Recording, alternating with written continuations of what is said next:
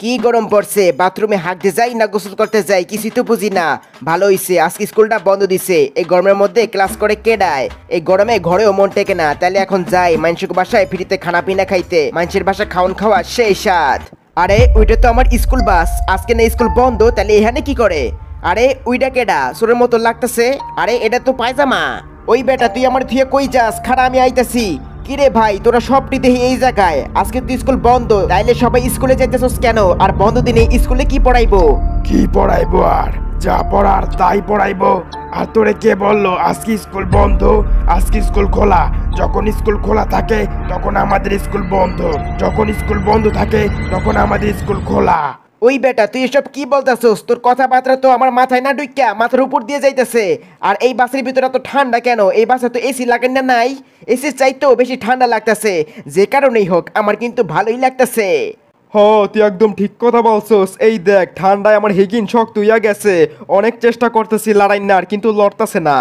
আমার অনেক খিদা লাগছে, আজকে শিনচেন আর মদন রে খাবো। কি মজা! ভাবতে ভাবতে আমার খিদা আরো বাইরা গেছে। কিরে ভাই তোরা এরকম করতেছস কেন? তোকে দেখ কেমন হয় তোরা পাবনা থেকে ছাড়া পাইয়া এই বাসের ভিতর ঢুকছস। শিনচান দেখ আমাকে স্কুল বাস স্কুলটারে পিছে রাখা যাইতাছে। আমরা কি আসলে স্কুলে যাইতাছি না অন্য জায়গায়? তার চাইতে বড় প্রশ্ন হইলো ওরা কি আসলে আমাকে বন্ধু নাকি? তুই একদম ঠিক ভাবছস, আমরা তো বন্ধু না, আমরা হইলাম এই ভাঙ্গা বাসের স্কুলের ছাত্রছাত্রীরা, যারা আর কোনোদিন স্কুল গেইটে পৌঁছায়নি। শেষ পরীক্ষার খাতায় আমাদের নাম লেখা হয়নি। শুধু এই ভাঙ্গা জানালার কাচের প্রতিটি ফাটলে রয়ে গেছে আমাদের শেষ আর্তনাদ। ছুটির দিনে দুপুরে যখনই রাস্তা জনশূন্য থাকে আমরা তখনই বেরিয়ে পড়ি। আমরা প্রতিটি স্কুল বন্ধের দিনে নতুন যাত্রী খুঁজে বেড়াই, যাতে আমাদের সাথে যোগ হয় নতুন সঙ্গী। আর আজ তোরাই হলি আমাদের নতুন সঙ্গী। আমাগো প্রিন্সিপাল স্যারের মুখ থেকে শুনছিলাম 25 বছর আগে একটা স্কুল বাস সড়ক দুর্ঘটনার শিকার হয়। তারপর ওই বাসটাকে রহস্যময়ভাবে এদিক সেদিক দেখা যায়। আর আমরা কিনা সেই ভূতরে বাসটাকে আমাদের স্কুল বাস মনে করে উঠা পড়লাম। যেভাবেই হোক আমাদের এখান থেকে পালাতে হবে।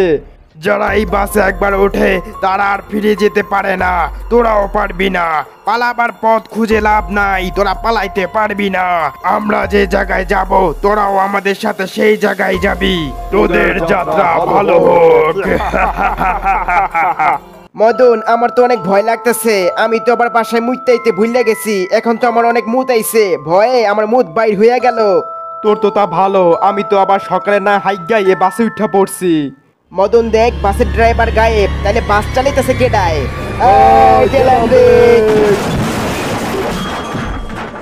কিরে সবকিছু এত শান্ত কেন?